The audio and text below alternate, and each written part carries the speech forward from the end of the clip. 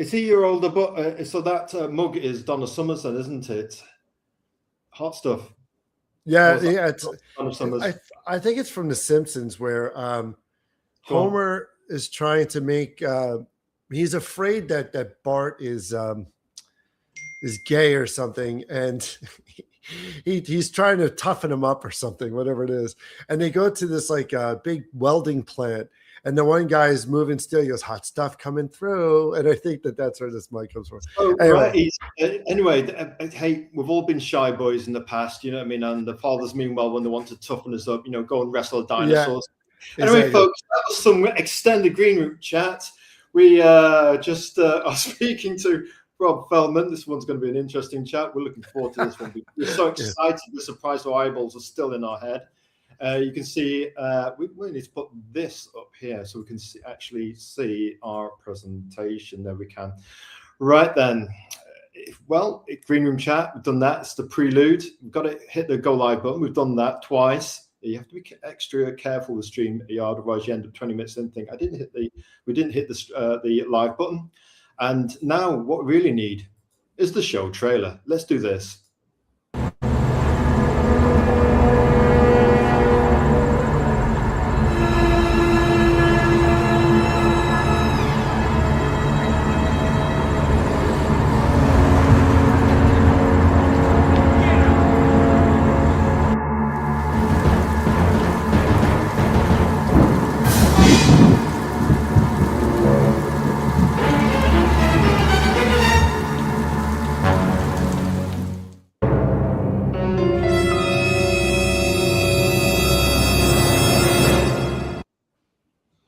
Wow, what do we say to that? That is what you call dramatic. Epic beginning. Apes. Giant. So yeah, thanks for having me on. This is great. This is a lot of fun. No problem. Tonight, let's do the host introduction. Welcome to the 5 Pillars of Storytelling Live. We're doing Azrael, that's your host, Myth and Mood. Aren't we all myth and all mood? We wonder. Right, here's an introduction for Rob Feldman, creator and leader. Is a Ringo-Award nominated comic book creator and animation producer, best known for his print and online creations, Cyko KO and OG Newgrounds series, Dr. Shroud. When not drawing or telling awful jokes, he's exploring the emerging blockchain landscape of digital collectibles and attempting to cook pizza, or the perfect pizza. The ultimate pizza. Yeah. The ultimate homemade pizza, which I actually think we might have conquered at home. I know it's a huge flex. That's like one of those things that, as people are like, "Oh, really? Have you?" And I think we have. Anyway.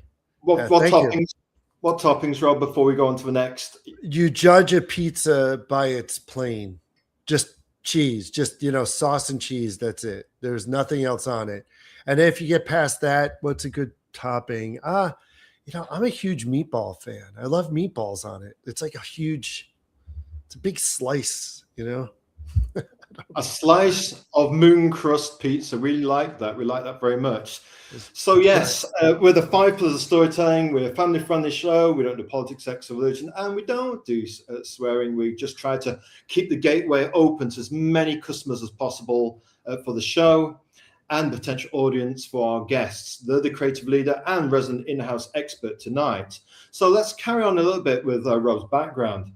Tonight, we're sitting down with somebody who's carrying the spirit. We had to do an extra big introduction for Rob. Tonight's show is ram-packed. So tonight, we're sitting down with someone who's carrying the spirit of classic cartoons and painted backgrounds into places most creators haven't dared to go yet. Classic class tradition meets wild frontier. We like stories that live across art, comics, movies, games, and toys. And Rob is doing all of that whilst quietly experimenting with digital ownership, crypto, NFTs, non-fungible tokens, is that right? And even physical rewards. Now then, let's get right into it. Guest origin story. Azrael, let him talk. We listen. There's a picture of Rob there holding some kind of NFT, perhaps some kind of digital magic. So first question, let's get right into it. How did you first fall in love with classic cartoons? Because we're getting the Scooby-Doo cartoons. We're very into that. Yeah. The classic black cartoons with a simple and vibrant coloring, but those lovely painted backgrounds. So how did you first fall in love with classic cartoons and painted backgrounds, Rob? Well, I mean, yeah. So thanks for having me on. And I think like, that's how did I fall in love with cartoons? I mean, we had 3 channels back when I was growing up, and those 3 channels, you know, it's funny. I have two boys, and they're a little bit older, and you know, they grew up with technology and so many choices, so many channels, you know. And so when I talk about like, oh, back in the old days, you know, we had literally 3 channels that we would go to, and one of those, you know, is always running some sort of Hanna-Barbera, you know, cartoon, you know, Scooby-Doo, Saturday morning cartoons, right? I don't know if you had Saturday morning cartoons over there. Cartoons, it was Batman, Scooby-Doo, that kind of thing. Yeah. Valley of the Dinosaurs, wait till your father gets home. Yeah, right. But in here in the US back in like the 70s and 80s, you would have they would play them all on Saturday morning, and you would get your cereal and you'd camp out in front of the TV, and it was just one cartoon after another. And you know, as far back as I can remember, you know, as I could watch and interpret TV, that's kind of where I fell in love with all that. And I'm going to say Scooby-Doo being the common denominator for all of those shows, even though, you know, they're a good handful, like Super Friends and you know, Wacky Races, which was another one. I was just talking about that one, but yeah, that's kind of the beginning of it all. What's your favorite, if we had to press you, or is it favorites for you? All of it? Yeah, I mean, I always go back to Scooby-Doo, but I am going to say Super Friends. Super Friends just had that quirky. It was, you know, they were superheroes and they're all put together, and obviously friends. It's so dumb to say, but they, you know, they just had that, like the little gadgets and everything. But you know, the backgrounds, just the total look. And that's all Alex Toth stuff, you know, we didn't know these names until the internet came about, until people got educated. We just knew. I was just talking about this with my son. You know, we were talking about Roger Corman films, you know, and I was like, or Hammer films. We didn't really know the names of what that was. You know, we were like, oh yeah, those shows that are on, you know, Saturday afternoon or Saturday night on like a different channel. And so now it's nice to know and put the names of the people that you know helped create these things. Alex Toth being a big driver of those Hanna-Barbera cartoons for sure. We've got the Alex Toth 3-volume edition of his work, including all that Super Friends work. His work is off the charts elegant. Yeah. Just this skill that is just like, you know, just being able to bang this stuff out. You know, it's like I will reference that book periodically and just look at it and just look at his designs. And I think all of those designs were based on his experience with, you know, growing up with those sci-fi films of the 50s and things like that. So really interesting.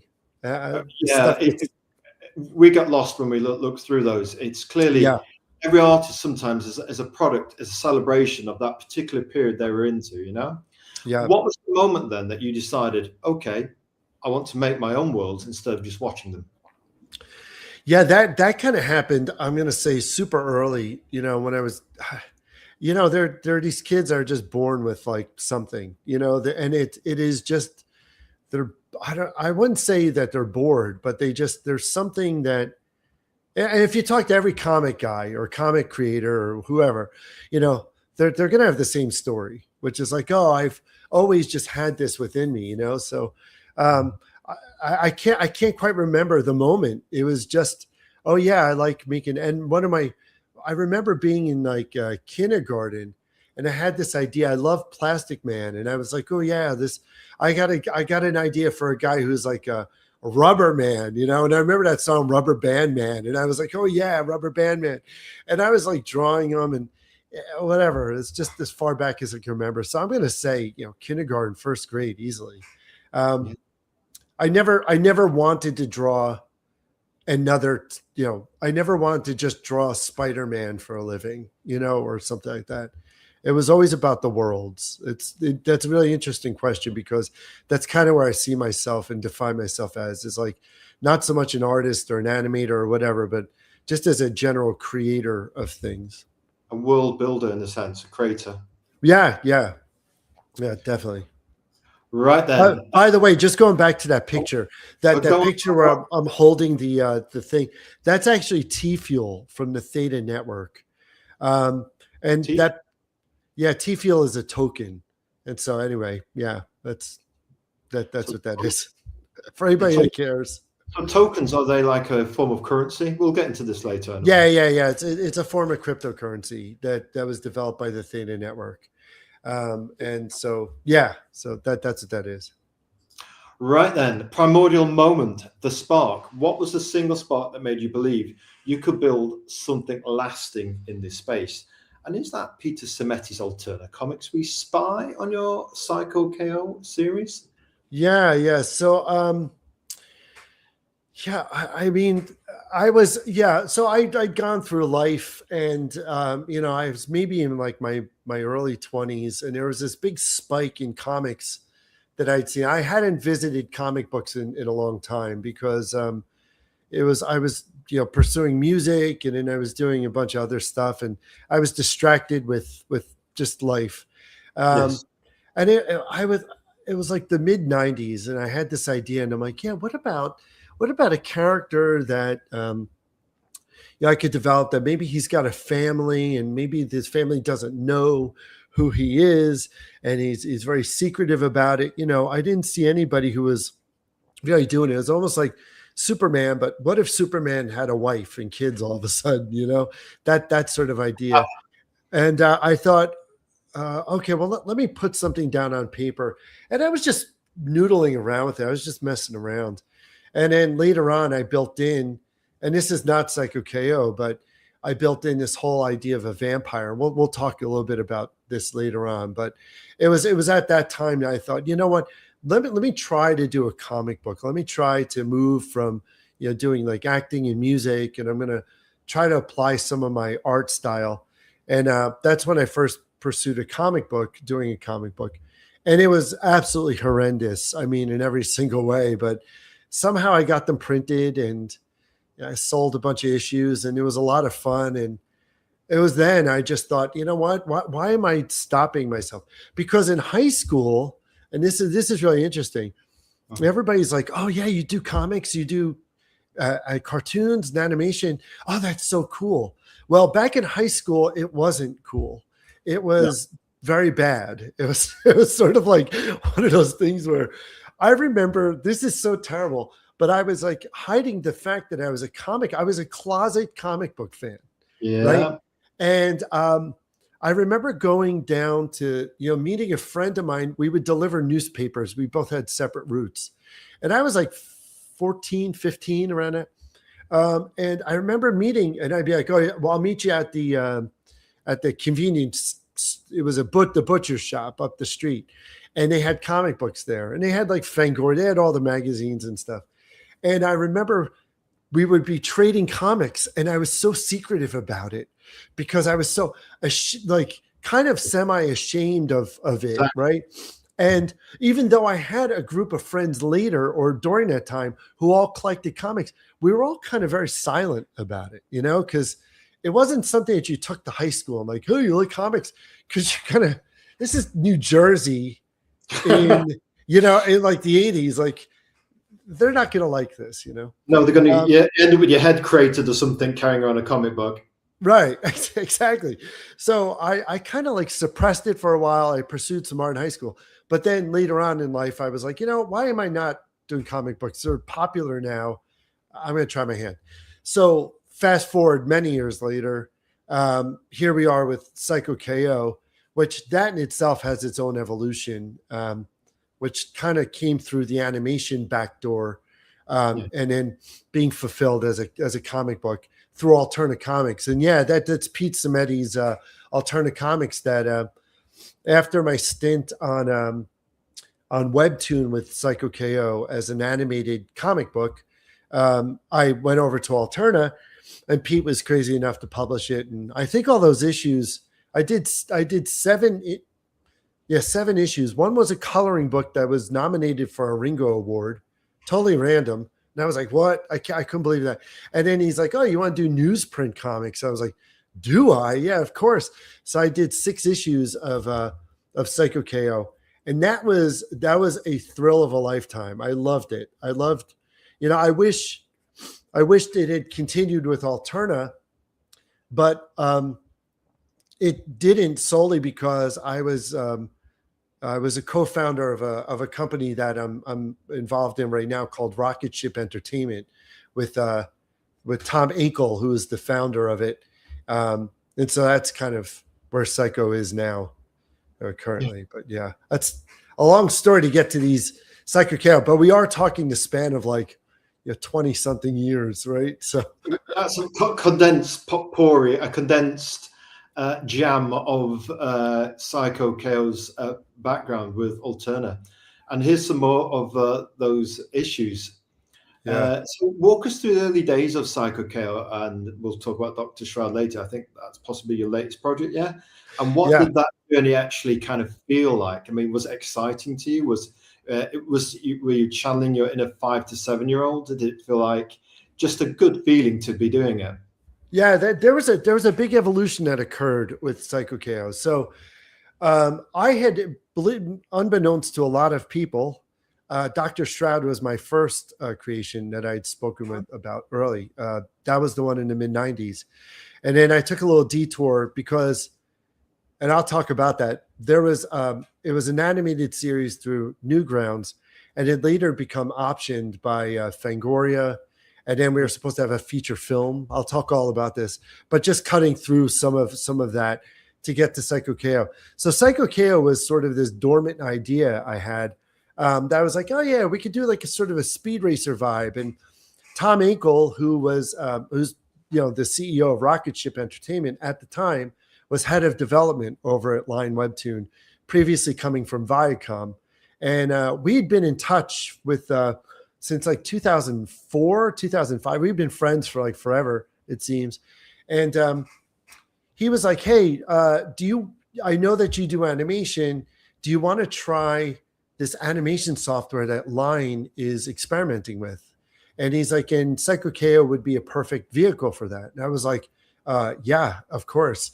So they had this great software that was like motion comics based. Like it used parallax. I'm also a tech head. Like I love technology, right? So it used like parallax views and stuff. And it was really sound effects. And it was like Line's first animated comic. And so I did about 26 chapters of that. But I think they deemed it not successful during that time because they were playing to a new American audience. And a lot of their audience was Korean, Asian, very big in Japan. And so they didn't quite get it. So it was fine. I mean, I want to say that they didn't quite get it. The truth is it wasn't successful. So it was fine. So anyway, so I got the print rights I got the print rights and I got clearance because we cleared that time for the contract. And that's when I took it to Alterna. And I was like, you know what? Let's do a coloring book that has puzzles in it. And then we did these 6 issues after, which to my surprise, did very well. I mean, I kind of was like expecting the same outcome from Line. I was like, all right, well, we'll see. But and sometimes life is like that. You have low expectations, then you outperform, which is sometimes good to lowball yourself. Exactly. Yeah.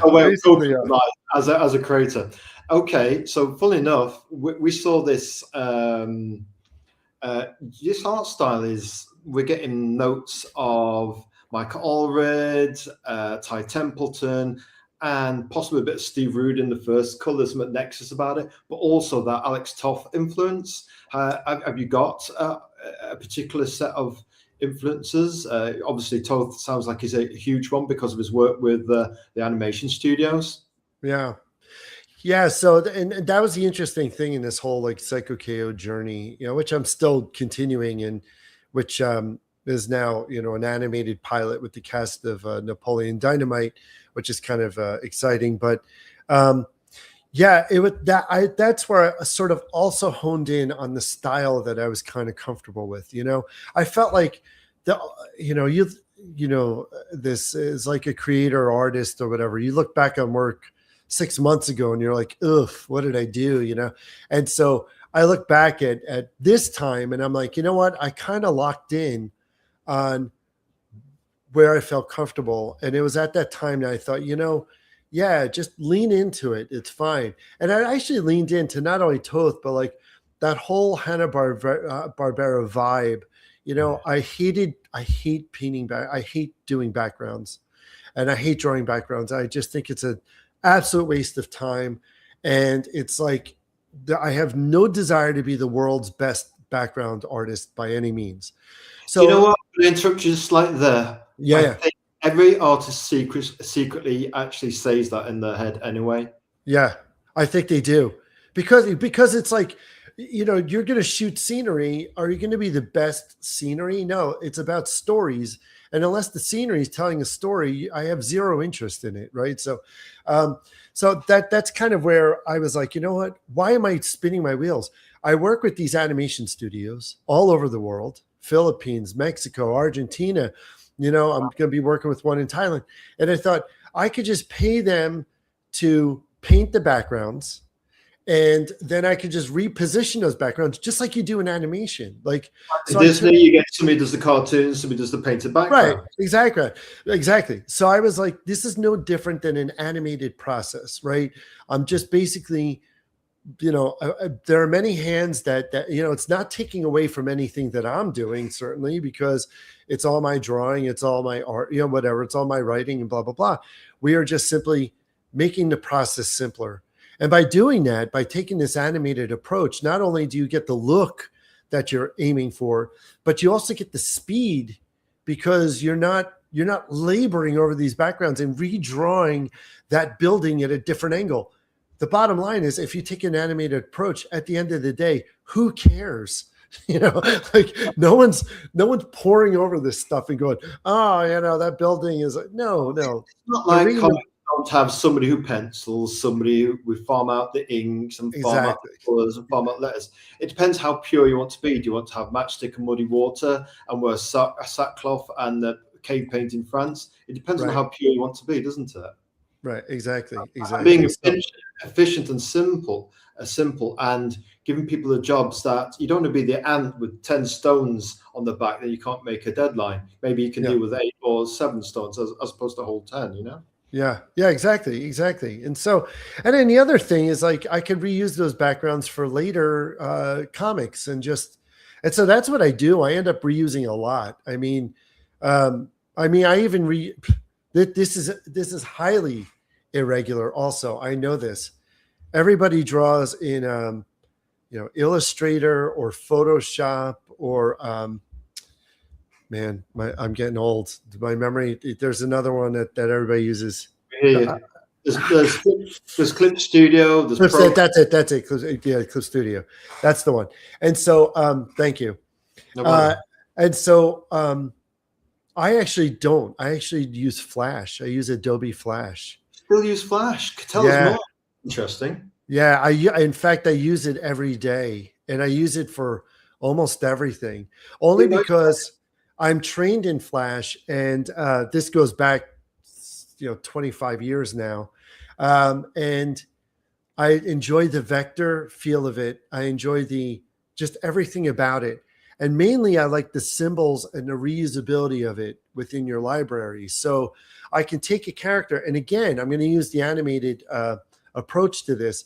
I can take a character and modify its position and and change it up without having to redraw the entire thing, because it's a speed thing.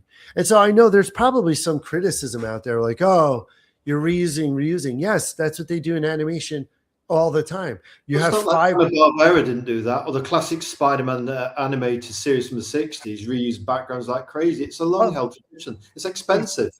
Yeah, exactly. And it's the same thing with your character models.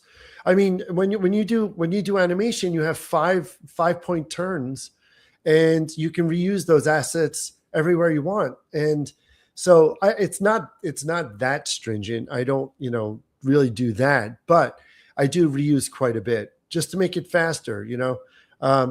Dr. Shroud, good example. I mean, I'm up to page 40 of it, and I'm able to like speed things along. So I'm hoping to get up to page 60 so that we can, solicit and whatever. So, and that's what I've done on these Cyko KO books. So that use of Flash would explain why it works so direct and fluid, and almost even when it still has that animated kind of feel about it, because you're using an animation package, and that probably feeds through to the still images. Even that's very interesting. It certainly is. What's the particular film, artist, toy, or moment in your life that still echoes in everything you create today? And yes, you've previously said, is that I was like, what a clever idea. That still echoes in everything you create. Film, artist, toy, or moment. You can't let go of. Yeah, I mean, I'm gonna say, well, there's one of each really, right? But I mean, I'm gonna say film wise, I don't know. Yeah, that's a good. Yeah, I mean, I'm gonna say that in everything I create, probably that Super Friends vibe. Super Friends definitely. I'm gonna say, oh yeah, no, duh, yeah, the 1966 Batman with Adam West. That one, yes, absolutely. That's the one. That's the one. I mean, all the way from the gadgets to the costumes to the approach to the plots. Just everything about that show. I can't believe that was going to slip my memory, but I think I'd seen almost every single episode.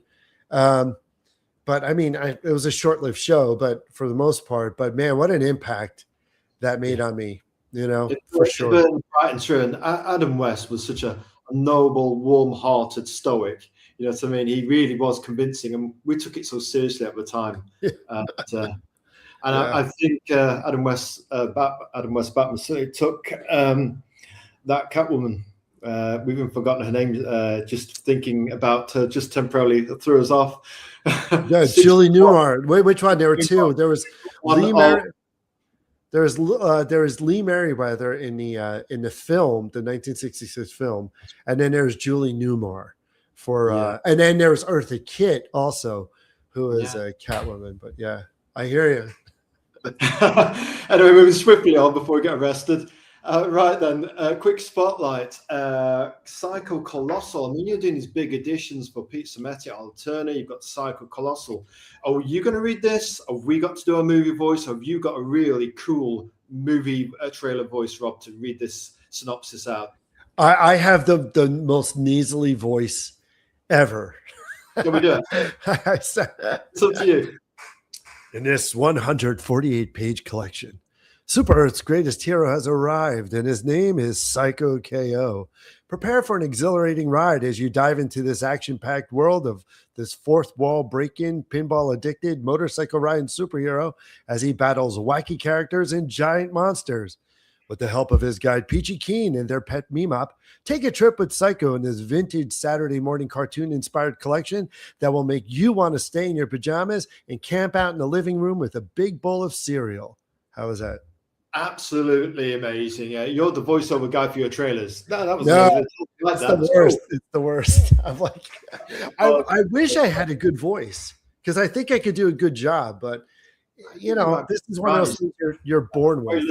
We'd say that's cool. We like that. So you're doing these big issues. Are you into these big one-shot stories then? No. So this particular one is actually a collection of all those 6 issues that you'd seen previously published by Alterna. And what Rocket Ship had done through its Bottle Rocket kids brand, kids label, is that we compiled them all into one book, because that really had never been done before. And so that's what that collection is. It's the Colossal Comics Compendium, which is available in your local bookstore now, distributed by Simon & Schuster through Rocket Ship Entertainment, Bottle Rocket. So your stuff is U for Universal, trying to reach the Gestalt, the Lightning Strike, touch paper, as wide as possible audience so it can catch fire more easily rather than it being too niche.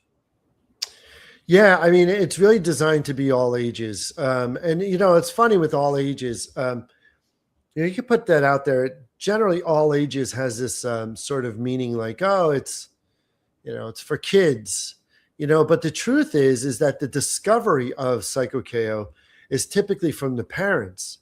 And then the parents say, oh, hey, you should read this because it reminds me of when I was a kid and I watched Scooby-Doo. It's the same thing why these horror movies or whatever take off, because the nostalgia pours over from the parents to the kids. And also the kids in their own right, they kind of can identify and say, oh, I get that. That looks old. I think I want to pick it up. But once they do, they realize, well, this may not be old in the sense of story. It's old in the sense of the way it looks, but not necessarily. The thing about those cartoons is you can put on Scooby-Doo right now and everybody's watching it. And that's the thing that I tried to hone in on. Timeless is the word. Yes. Timeless. Yeah. I mean, my boys are like 19 and 22, and they're like, they can't get enough Scooby-Doo, and neither can my wife and I. We're like, oh yeah, because it's something we all did together. We watched Scooby-Doo as a family, and they watched the movies, but it doesn't matter. They're cartoons, all of it. It's just one of those brands. So, and that's why I tried to aim for. As soon as I found that the sort of musical vibe, of this sort of harmony of Cyko KO and what it should be, everything just sort of spilled from that. The way the character should act, the dynamic, just it's so funny how the mind and creation works when it all jives. You're like, oh yeah, that's what this should be, and that's what it became.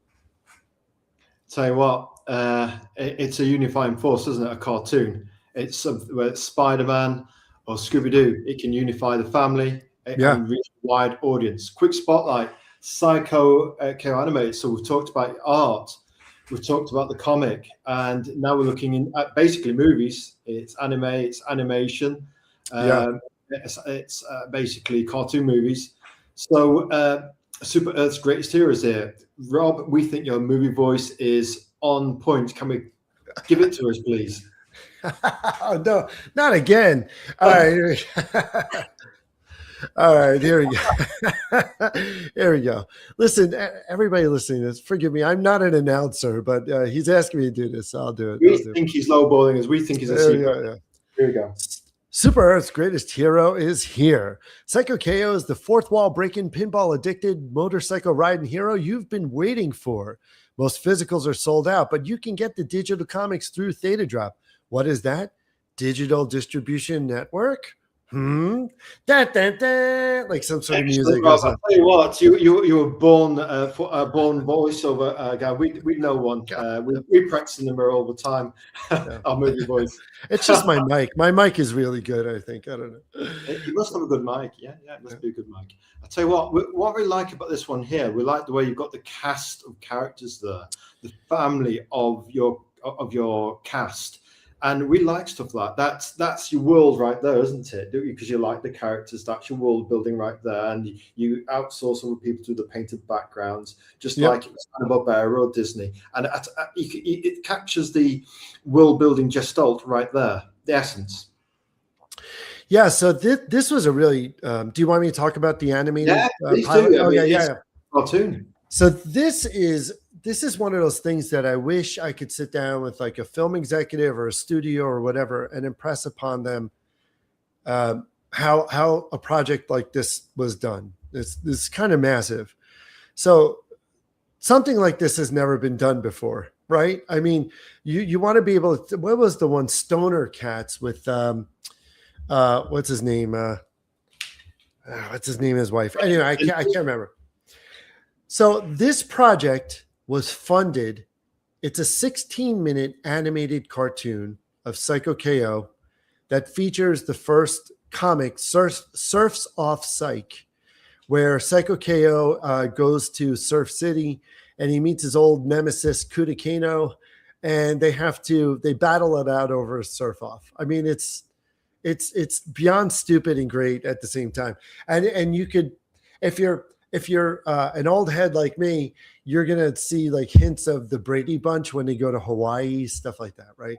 Like Brady only Bunch. I know that. It's my own little joke, I guess. Anyway, so I had the privilege of somehow meeting John Heater from the movie Napoleon Dynamite. Do you know that movie? I'm not sure. Okay, so this movie is massive here in America, Napoleon Dynamite from 2004. And in the cast is John Heater, who you might have also seen Blades of Glory, and some of these, a ton of other films he's in. Efra Ramirez, who played Pedro in it, John Grice, Tina Majorino, Haley Duff. Somehow I managed through my friend Justin Winters to get all the cast aligned for this animated series. And we wanted it to be a full animated series, but we raised enough money through the Theta Network by doing the dirty word that no one likes to hear is NFTs, right? Oh, here we go. Right. So everybody's now they hate on NFTs. Everybody's hating on NFTs. What they don't understand is there's a whole technology that supports NFTs called blockchain. And blockchain can essentially change the way technology operates, especially in the age of AI, in terms of ownership, validation, transparency, all this other stuff that is going to take a couple hours to explain that we don't have. So it's one of those things like do your own research on blockchain. Forget NFTs. Just talk about blockchain as a technology. There's nothing to like fear here, and it's a very useful technology. I think can change things. Anyway, is it just a secure network on the internet? Yeah. I mean, if we were going to really break it down, yes, and it would have to do with, you know, not really having all these usernames and passwords and things like that. But you essentially have like, and many people are used to this now, they have like Apple Pay or they have a Google Wallet that they can keep all their credit cards in. If you think of it like that, right, it's not just tied to cryptocurrency, which again is another like, oh no, crypto. But it's basically the technology that runs all of that blockchain. Is extremely democratic in its approach. And I don't mean democratic Republican. I mean like democratic in the sense it's transparent. It establishes ownership, and you could buy movie tickets and you could get concert tickets and you could be able to trade them. And it's an instantaneous transaction without having the need for a third party that charges transaction fees, right? But again, it's a very complicated concept that people who may not be able to attach a Word document to email at this stage. I mean, I'm not trying to hate on anybody, but we are really not ready for this technology. Much in the same way we weren't ready for like social media, right? But anyway, it is what it is, and here we are. So we sold for just for the sake of simplicity, we sold tickets to a pilot that wasn't made yet, so that these tickets would only have access to viewing it. Sort of like a Kickstarter, right? When you go on Kickstarter, you fund a project in the hopes that that project gets made, and then ultimately you reap the rewards of that project. Similarly, it's the same thing. We sold tickets and we said, we're going to make this pilot, and then you're going to have access to it. And that's exactly what happened. We worked with Rewarded TV, and the folks over there. We worked with the Theta Network, and there were these tickets that we sold, and you know, I forget how much they were, but then you would be able to watch the pilot, and then you'd be able to be on Rewarded TV while watching it, and you'd be able to earn their token, right? So you'd basically be paid again to watch the pilot, right? This is where earning comes in terms of crypto technology and blockchain. Exactly. So basically Web3 is a modern form of the internet for multimedia. You can package up stuff, no matter what it is, a concert ticket or your comic, as an NFT, a token, and it can be paid for with altcoins on this network, basically. So basically, instead of a £5 note or a $5 note in America, basically you've got these NFTs, and you can call them whatever the altcoin wants to be. And you don't just have $1, just like you just don't have one fiat currency. You can have lots of different alt coins. Depends what people put their faith in, whether it's bartering, as Native American Indians, they barter the time. You're doing bartering your time on a modern technology. Yeah, basically, yeah. I mean, the great thing about where we're going with all this is that you would be able to, pay with your credit card, let's say, and then be able to give access to, you'd have that ticket. And I have no doubt. And I mean, you could also play with altcoins. As soon as, though, you start introducing the idea of a wallet, like a digital wallet, and some sort of cryptocurrency, people shut off. They shut off. They're done, right? So just like when we first did email back in the day, we had our colleague next to us. It took 7 attempts before we go, that's gone to Australia, is it? Just now. Yeah, exactly. It's the same thing. Rocket technology at the time. We have I'm having the same conversations I had back in 1996, right? It's the same thing. And you're like, no, this can help you. Well, why would we need an email? Because it's faster. Why don't you just pick up the phone? It's all these sort of things. And it all has to do with this like technological adoption and the way we operate as humans. And this is an all-day seminar trying to convince somebody of why this is a good thing, And it's like, it is what it is. But anyway, for this project, we were able to sell the NFTs or the tickets. And then we raised enough money where I produced the animation with my animation companies I work with. I recorded the voiceovers, did the SAG paperwork for the Screen Actors Guild, and arranged everything, basically. As an animation producer, this is a real indie project and labor of love, And we made this fantastic pilot that stars these incredible actors with this great talent. And we premiered it on Rewarded TV, and it was, very successful.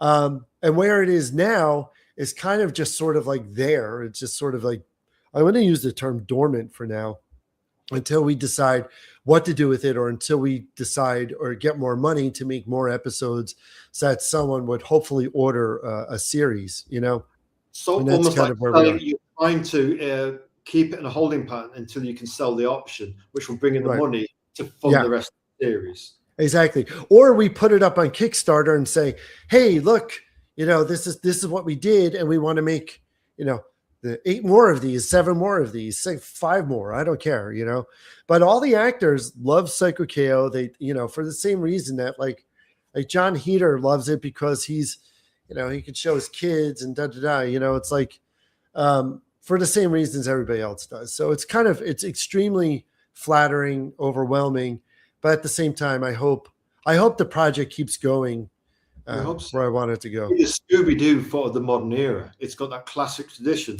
of looking at the wild frontier. It can face both ways, past, future, embraced into the living now, Yeah, absolutely. I think he's got, Cyko KO is like, he's got the same, it's the same plot, points and arcs as a Scooby-Doo episode. So I think that's kind of where it shines. I'm smiling because they're so fun to write, and it allowed me to really be as ridiculous as I want, just from things that I see, from things I experience. Like, for instance, this Surfs Off Psych, those 2 characters that you see in the purple with the cross, Kuda Kano and Lil Kahuna, I can stand out.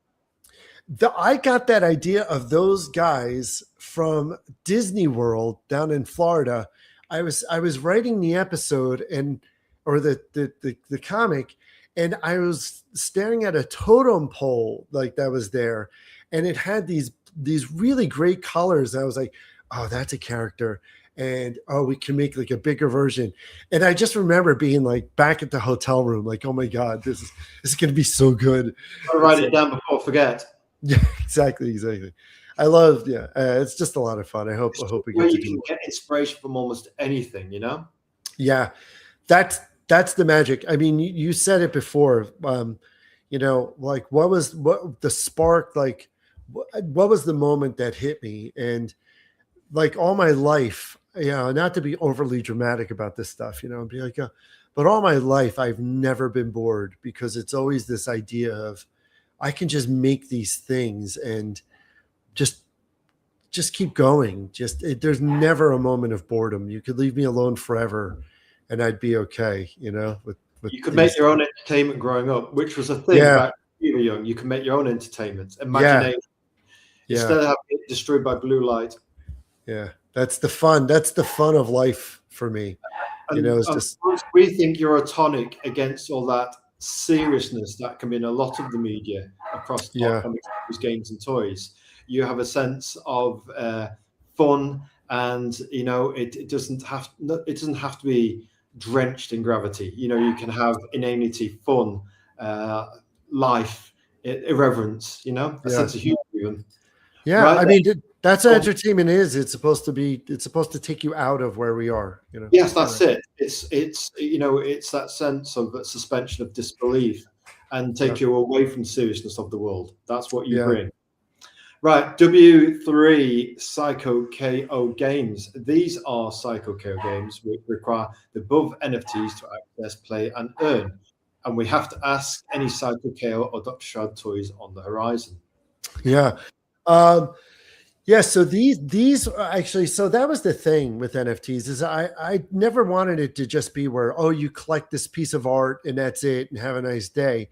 From day one, it was always, there was utility that was around it. What can I do with this? I own it now. What am I going to do with this? And so we made a bunch of games. My friend Austin, who's a brilliant coder, Pat goes, he's just really was like, I said to him, he was a developer, is a developer. And I said, hey, can you code blockchain? And he was like, no, but I'll try. So I remember going back to Theta and saying like, oh no, I got a developer, he could do this. And then we just figured it out from there. But yeah, we did a few games. Beat Lordo is like a Pong game. So you connect your NFT and you play Pong. The Meme-Op Maze Mayhem was another one. That was a blast. You just the sort of Pac-Man game. And then TV Star cards were the cards that we sold for the animated thing. Not only were they tickets, but you also got cards that you could play using like an Uno type thing, like match the attribute. But above that, yes. I also produced a series of physical cards that I mailed to people because I wanted them to get value. You know, you got tickets to the show, but you also got a collectible that you can play, and then you also got the physical ones, you know, in the mail. So in the digital realm, you're looking at adding value, building points for rewards, which rewards being a customer in the first place. Value added. Yeah, I just thought that they wanted, you know, that we needed to give them something for their, you know, for their belief in this project, you know. Faith, time investment rewarded. Yeah, exactly. And so, yeah, I mean, unfortunately, I feel like the NFT landscape has sort of dipped. And I'm still extremely bullish on the idea. Part of my thinking, and I'll talk a little bit more about this with Dr. Shroud, I mean, provided we have time, I feel like I'm talking your ear off. But oh, you're doing great. Is that is we need a gateway. We need to shift the thinking from NFTs and like those sort of like bad branding behind it to because something that's digital stock, basically, don't they? Like the stock market. And then sometimes they get rugged and then people feel like they've been burned. Yeah, exactly.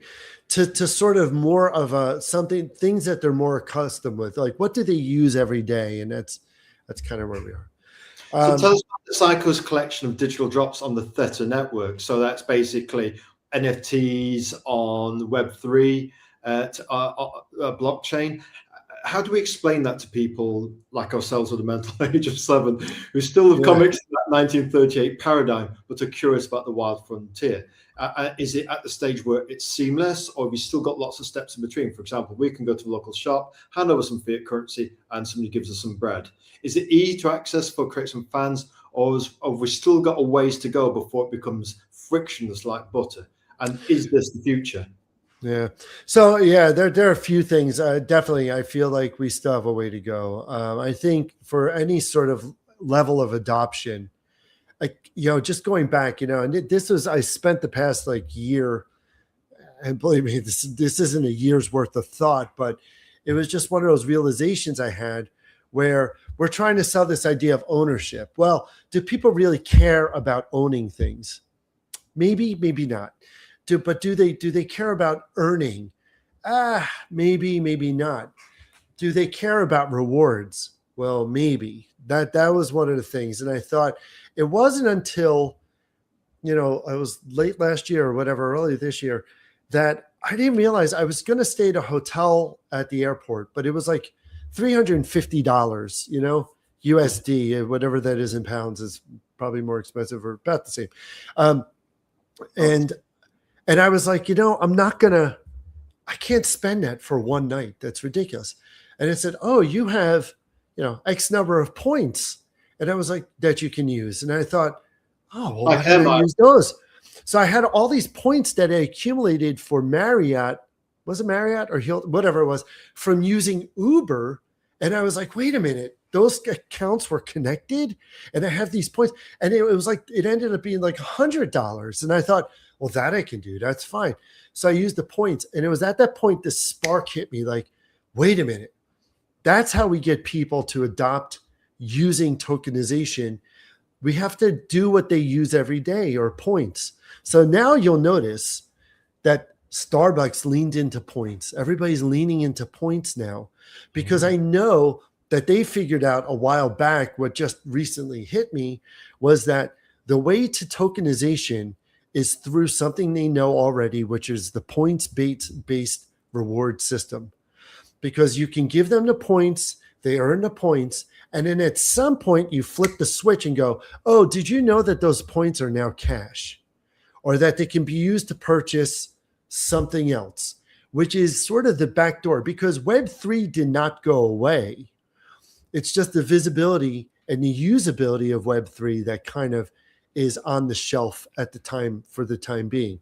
These companies, these corporations are figuring out how to best use it behind the scenes, just like they're using AI without our knowledge behind the scenes. And they have been using AI behind the scenes for a number of years now.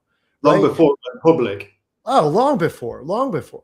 And so now it's like, okay, this is what you do. You gotta somehow seamlessly coax them into.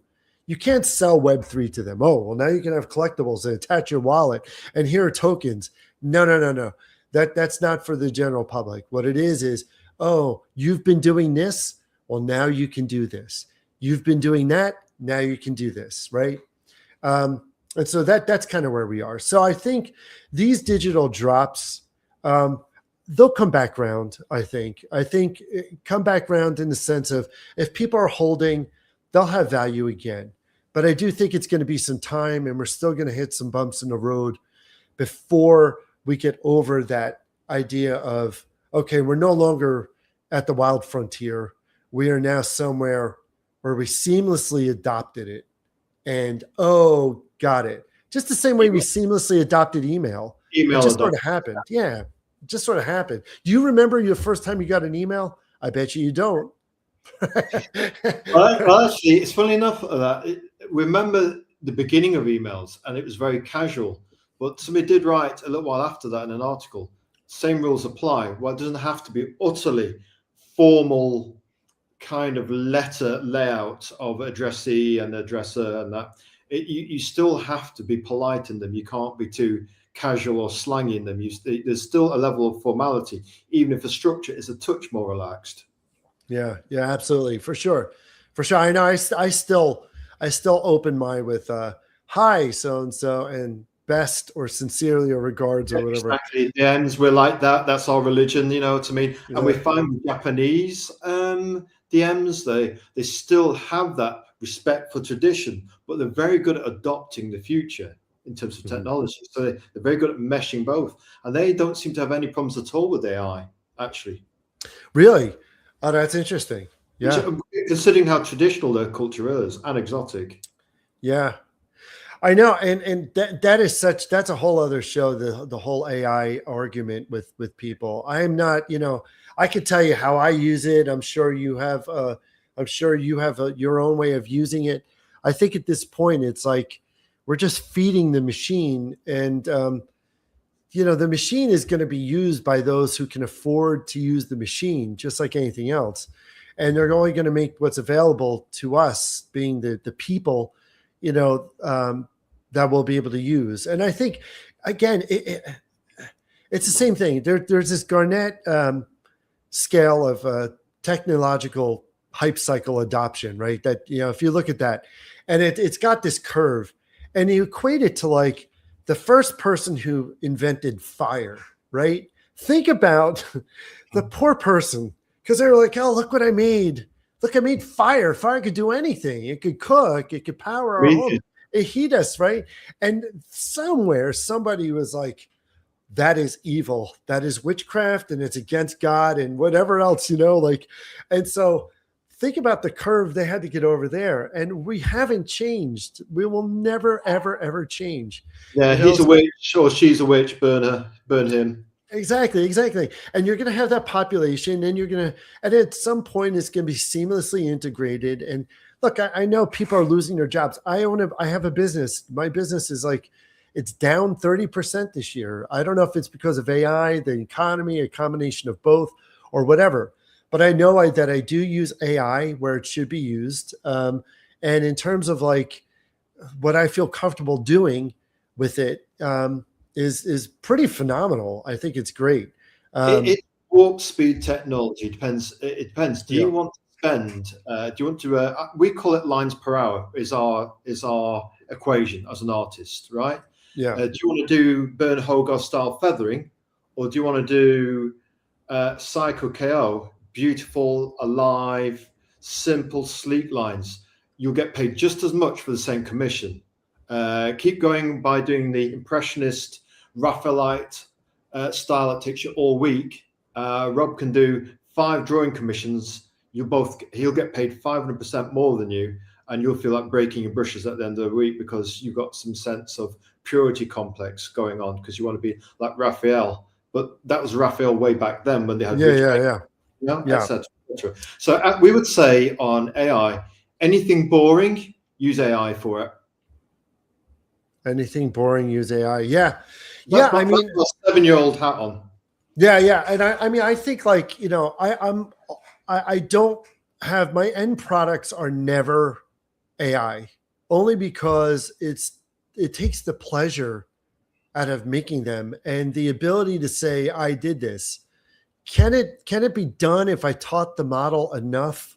Sure. I'm sure it can be if I took the time, but I'm going to end up spending all that time teaching the model when I could just be doing it and putting it out there, So, I feel like what it's done for people who are non-creative, it's giving them some sort of ability to be creative or to express an idea. So it's democratizing in that sense for people. Yeah, exactly. Won't go through 5 years to become a master of drawing. Right, exactly. And I feel like if they want to produce something and put it out, but what's really great about the human condition, though, is that we can already discern what is AI and what's not AI with our own eyeballs and ears and everything. Oh, that's AI, that's AI. So as a creator, you definitely do not want to do that because at the end of the day, first of all, you're busy creating. And at the end of the day, when you call something yours, truly has to be yours. Now, it doesn't mean that like using AI for ideation or for solving a problem or something. Holding up to what you're doing and getting some feedback. Yeah, exactly. And there are many times they use it for that because as a coach or as a tool or something, that kind of speeds up the process, and it'd be ridiculous not to.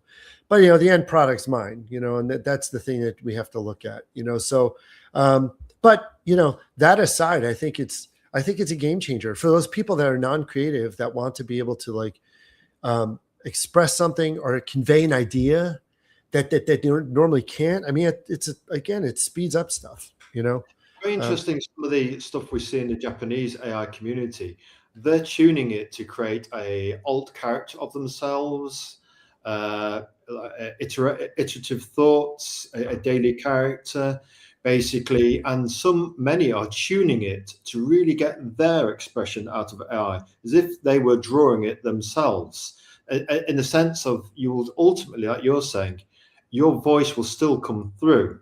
You'll get the generic stuff, yes, but people are tuning it to what they want. It's a case of, like the emails, like the other technologies, bending it to your will, and lots of boring stuff. It could be stuff like sales, how to do programming. Lots of programmers are taking a hit with AI because AI can do websites, it can do programming. Oh, yeah. Take hits, but to get that truly custom and tuned outlook of your vision, like you're saying, there's no Cyko without Rob. Exactly. Right. Exactly. And it's one of those things where you just need to be able to, know where it fits. And I think that's the thing that we're still trying to discover, one of the things I think is like, is really, shoot, I had a train of thought and I forgot. Oh, well. This happens. So basically, we've got these digital collectibles, and it's how to make it seamless, basically, for the audience, to remove all those steps. We want it to be less steps. If it's currently, let's say it's currently 7 steps, we want the fiat currency maybe 1 step, or just at least a couple of steps, or something that will morph all those steps into one ring to rule them all.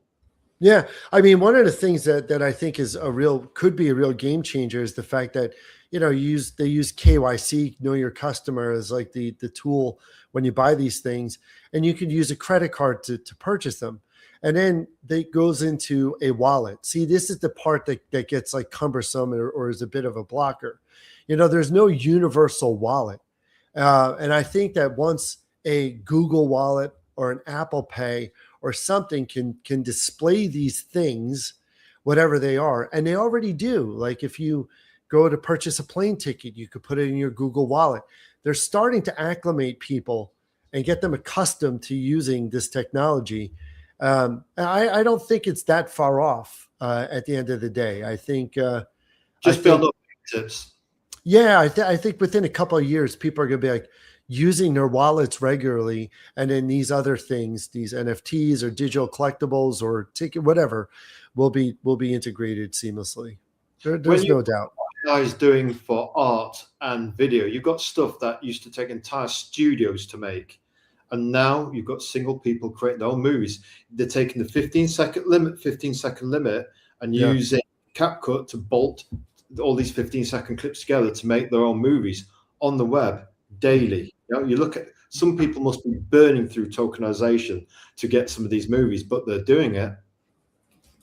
Yeah, and I think we're at a really great time, I think, creatively, and I think people need to really see that and get past. Once we get past this AI slop or whatever they're calling it, I think when people start to harness it, it's a great time for indies and independent distribution. And we're already seeing it happen, where you have a lot of these independent investors who are taking projects and they are funding them.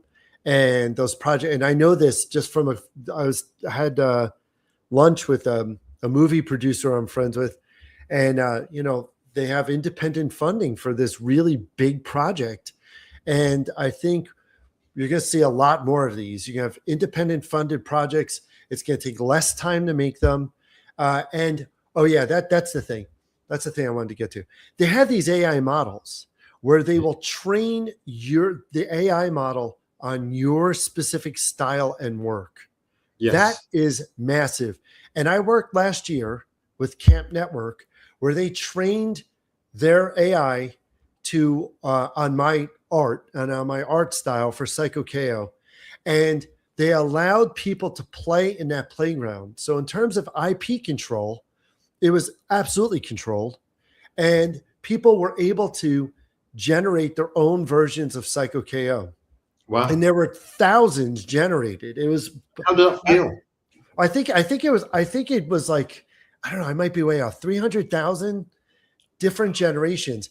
It was phenomenal. I was beyond flattered. I couldn't believe the number of people that had that many generations.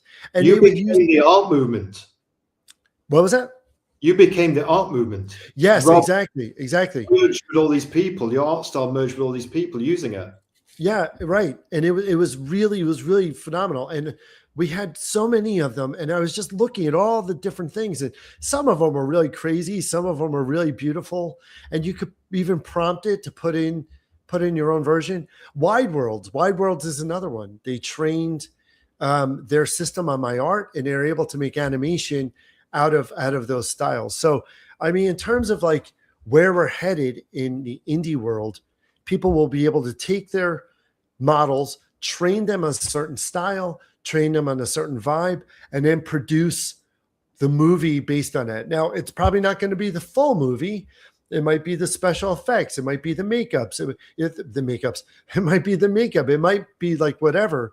But there's no doubt that AI is already sort of supplementing those pieces, the most expensive parts of the production. The bad side to that is there's casualties that go along with that. So there's going to have to be a shift of, where are those jobs?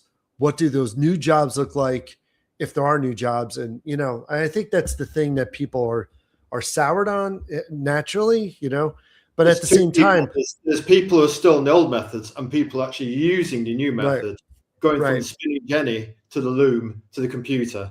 Right.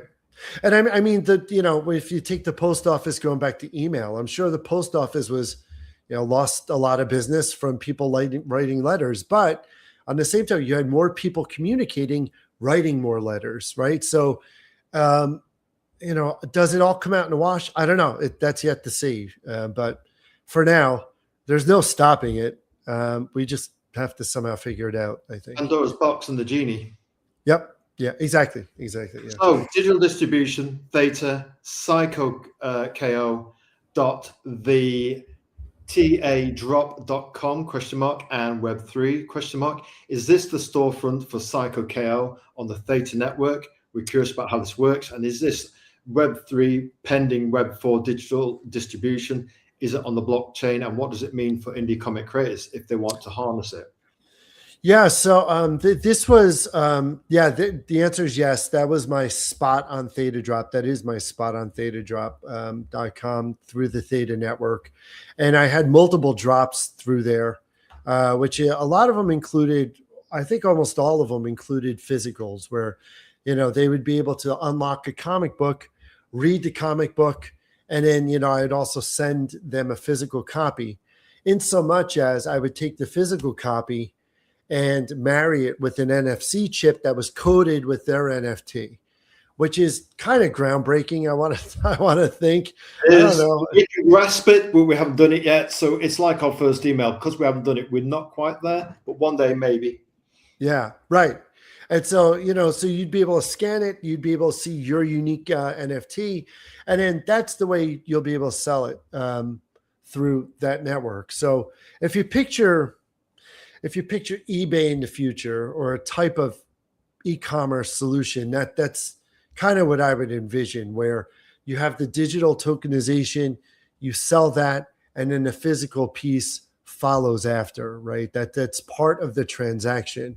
And that's kind of what I intended for these. But yeah, I mean, not every single project, but on Theta Drop, that's where people would buy the digital collectibles and then also somehow get the physicals attached to it. So, who actually pushes out the physicals? Is it you with old-fashioned using the post office, or is it using print-on-demand suppliers linked to the Theta network?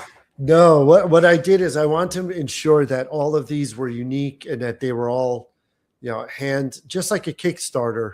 That's kind of how I treated this, right? So they'd buy the NFTs and I would go and get them printed. I'd sign them, I'd package them, I'd send them off. And the same sort of thing as a Kickstarter. So they got not only the digital piece, but the physical. Right, digital and physical working as a team.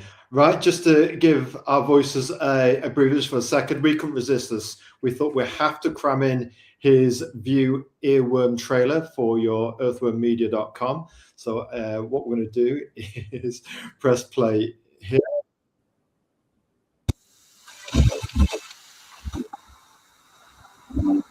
Wait.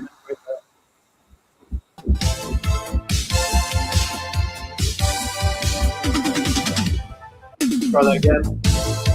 There.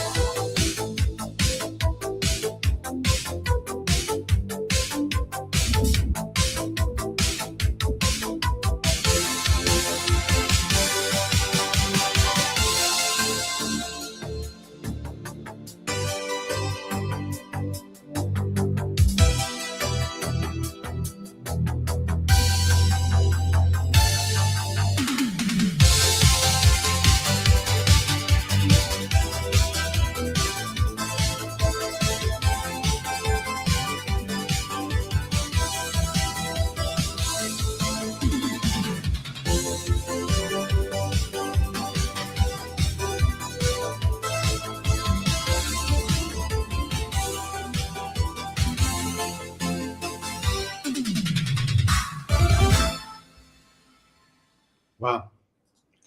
I didn't realize how long that was. No, that's beautiful. You've done well there. That we like that very much. There's there are a couple projects in I mean, I have more projects. I should update the reel again, but that was one of those projects that I really like. Well, there are a couple. I mean, I like them all, but one of my favorite ones was Zot's Candy, which was like I don't know. Have you ever had Zot's? No, but tell us all about it. We might want to after you've told us about it. So they're done by the Andre Prost company. They're these they're surprisingly made in Italy of all places, but they're these hard candies that have like a fizzy filling, like this powder filling. Mm-hmm. First of all, the candies are delicious. I mean, my mouth is watering, but they have a variety of flavors. I had these as a kid. They come in like a long strip and you pop them off and there's little hard candies.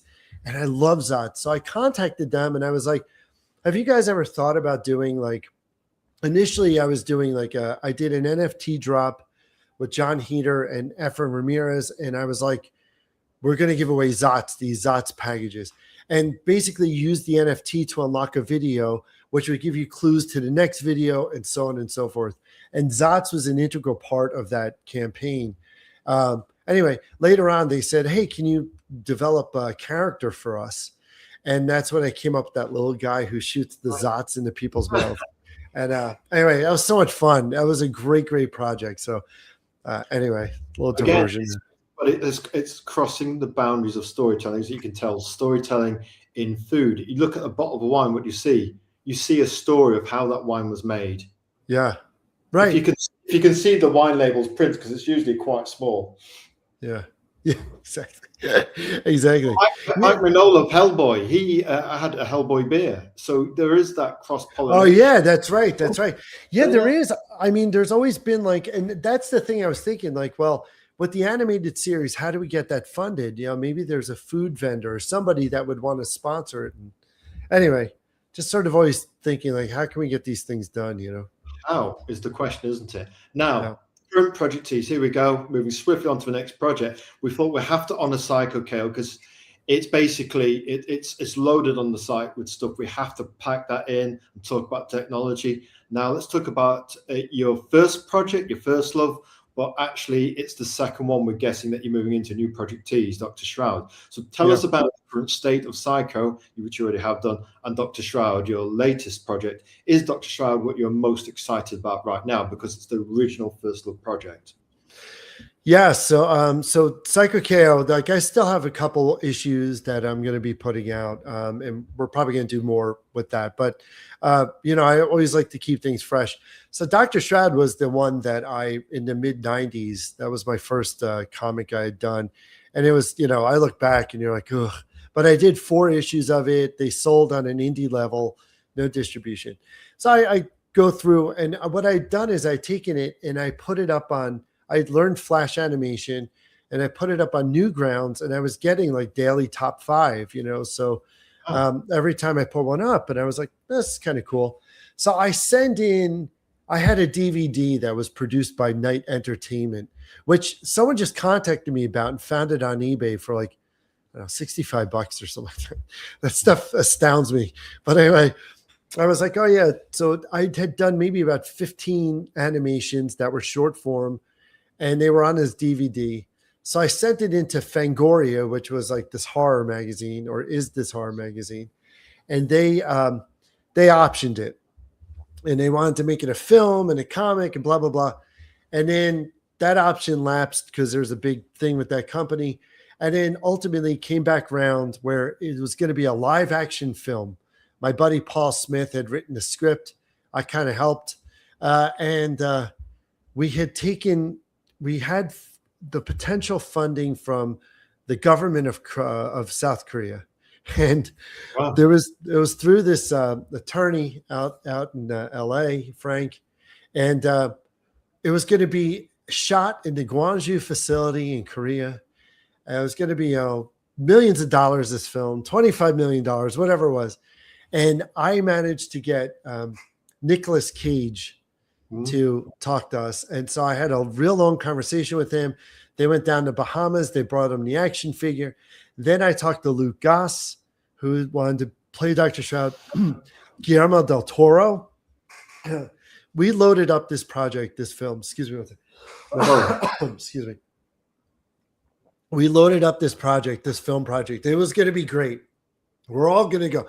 We're going to film this whole thing. It's going to be a live action film. The script is great. Everything's great. And then, excuse me, then one day, overnight, the project just doesn't go anywhere. So fast forward many years later, I'm like, it just sort of died. It was disappointing. It was going to be a terrific thing. And then last year, I'm like, why don't I revisit this project? I love it. It's great. This reformed vampire turned plastic surgeon whose daughter's abducted. He regresses to his vampire form by removing his human disguise, and he sets out to fight. We read weeks 1 and 2 on Global Comics, so we know that much. Oh, okay, cool. Thank you. And so I was like, let's relaunch it as a graphic novel. But I thought, well, where am I going to go with this? He's just looking for his daughter. What's going to happen? And then I was just sitting there one day, and a story plot point totally unlocked in my brain. And I thought, that's it. That's what happens. So I just started writing. There was just one thing after another. Just, all these ideas just came out of me. Yeah. And I thought that was it. And then from there, I unlocked the world again. Excuse me. I had this really awful tickle in my throat here that I'm fighting, as you can. So you built this whole other world. So basically, yeah. The basic premise of what you just said there is, love your website, by the way. Follow reformed vampire Dr. Shroud as he descends into the. Whoa! Wait a minute! What are you doing, Azrael? Movie voice. Follow reformed vampire Dr. Shroud as he descends into the underworld to save his daughter Wendy. Very good. That was good. Oh, yeah. You should have been doing it the whole time, not me. Well, we want to keep our powder dry. Hey, if he's not the number one in indie comics right now, he's pretty close to it. It's at Genuine Comics. It's Dave Brigg. Happy Sunday, friends. And we'll just type in hey, Robbie's saying happy Sunday. And it is. Sunday. Right. Happy Sunday to you. I'm buying you time for that tick in your throat. Rob. Thank you. Yeah, it's gone. Happy Sunday, Dave of Genuine Combs. You see what you've done there? You've helped Rob with his throat. You've come in just at the right time to help us. Just in the right time. Perfect. Yeah, I know. I get this tickle. Anyway. So it unlocked this whole story, and so the whole world was just kind of just unfolded. So now I'm putting it up on Global Comics. I'm intending it to be a 6-issue miniseries that I think Rocket Ship is going to be publishing as floppies, and then we'll probably kickstart it at some point. But you could also read all in on floppies. To me, that's almost even though we've got this digital wild frontier. We'll have to wonder if Dave Briggs at Genuine Comics watches this the restream and thinks about NFTs and the Web3, Web4 blockchain web technology network to distribute his own comics, because he's got loads of floppy comics. And Wow. we're pleased that you haven't left behind the idea of doing these 6 floppy comics to come, that you're still into that you haven't left behind the physical to go with the digital, almost like a hybrid model. Yeah, I think I'm leaning into the print, right? Because when you have an internet now where you sort of can't trust what's there and what's not, and I feel like people are going back to the analog stuff, whether it's books in print, records, physical media, that sort of thing. And then at some point, the two will be tied together. But, again, we have some time before that. But yeah, and, it's funny, web comics have come quite a long way. They used to be where if you put it online, it would sort of cheapen the idea of the comic. But now it's sort of the gateway to the print. We found that with Rocket Ship. With Rocket Ship, Tom, the CEO and founder, he saw an avenue where there were all these digital readers, but they wanted to hold the physical books. So that's where the whole Rocket Ship model comes from. We take webtoons and convert them to print, and the fans now have something that they can collect and hold. That will never ever go away. Almost like those old first wave web comics from the early noughties, yeah? Yeah. We're doing a panel a day, and when they built up like Astounding Space Stories by Steve Connolly. Steve Connolly, yeah. I was just talking about those. There you go. Yeah, John Gallagher's Buzzboy. Remember Buzzboy? I just saw John. I saw. Go on. No, I was just saying. I just saw John at American Library Association. But yeah, right. Buzzboy, Astounding Space Thrills, Bloop. That was another of Steve Connolly's Bloop. But yeah, the web comics are now bigger than ever, and they serve as the gateway to the print. So that's kind of where I am now. Like I put it on Global Comics, but I also think that in this age of AI and the way Google sort of intercepts your search by giving you answers for AI, there's going to be a return to site first visitation with websites. So there's going to be this drive for people to say, visit the website. There's been a long divorce over that. With SMS being the middleman. Right. Yeah, exactly. And I feel like that sort of return to the websites going as a site first experience is gonna be even bigger. To that end, I was like, well, I could put on Global Comics. I could also put on Webtoon, but I have these pages. So I'm thinking that, well, let's put it on my own website. So I put it on drshroud.com, but I thought, okay, that's not enough. How do we incentivize people to get them to keep coming back? So what I did is I employed the credit card points system, where for every page that they read on my website, they earn points, which actually leads them to get physical redeemables in the mail, like stickers and stuff that I'd normally give away at a comic convention, right? So that's kind of where I am. I'm really focused on the point system, because I feel like, that they can read a cool comic if they like that. But the point system, in terms of the fandom and continued engagement, I feel like that's what's going to keep them coming back. And there's proof in that. I already have a leaderboard, and I only have 16 people on that leaderboard. But the leaderboard makes it like, oh, you want to be on a leaderboard? Come back and read the next page or whatever. I don't know. Exactly. So we could go and create a login, whatever, read a comic, and store up some Azrael points, see if we can get in the top 20.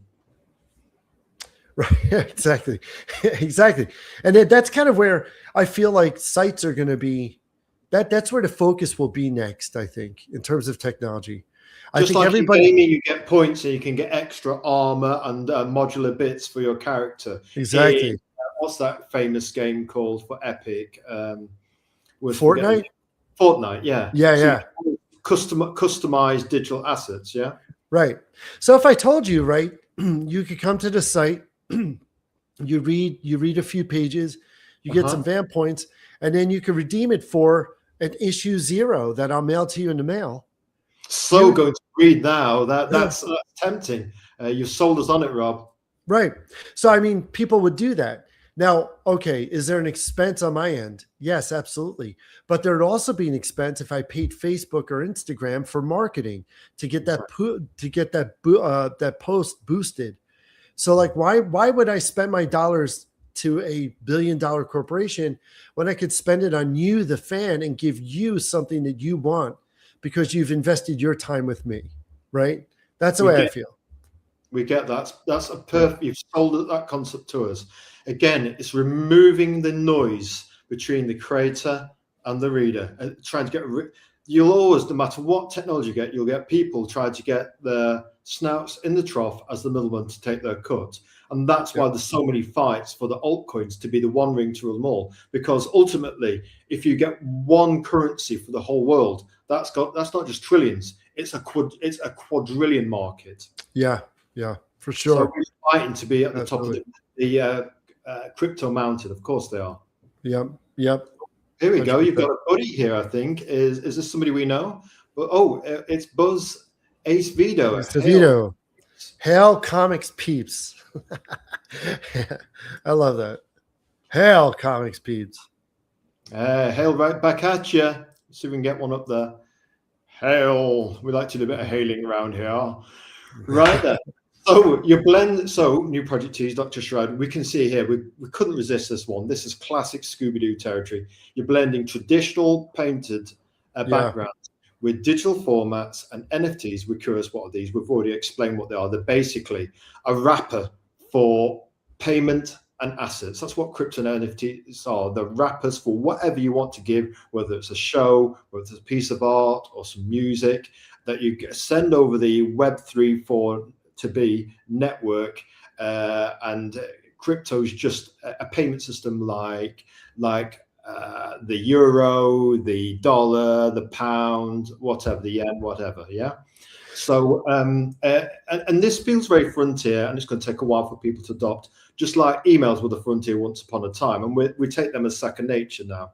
So how are you thinking about ownership, rewards, and audience connection in this new landscape? Cutting out the middleman to give a physical reward direct by earning these points, yeah?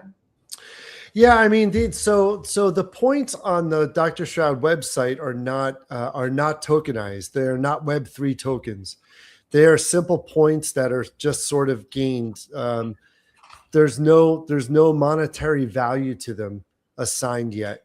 And so for that reason, it makes it very easy because you don't need a wallet. All you need is an account. You just need an email and a password, or you can even sign up with Google, which is super easy. And so I wanted to make it as easy and dumbed down as possible. And I don't mean dumbed down in the sense of people are dumb, but just make it accessible and easy. Yeah.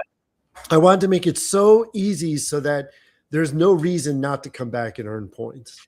Now, at some point, I think it would be tokenized, but I think we're a ways off for that at this point.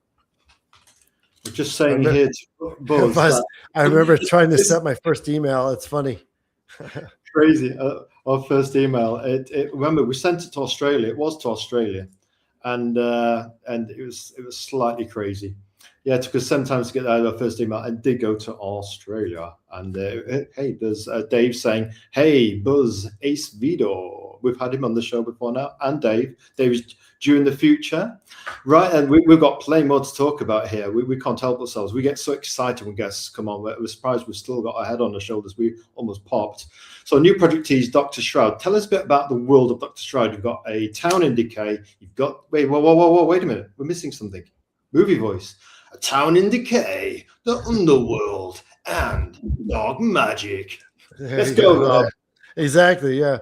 So I don't know if you've ever seen the movie Salem's Lot.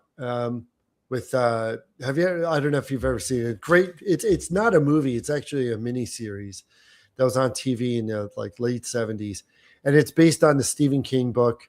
Salem's Lot, our favorite vampire movie. That's Salem's Lot. Yeah. So if you picture Salem, and on top of that, Near Dark in the 80s, but Salem's Lot is the Holy Ghost.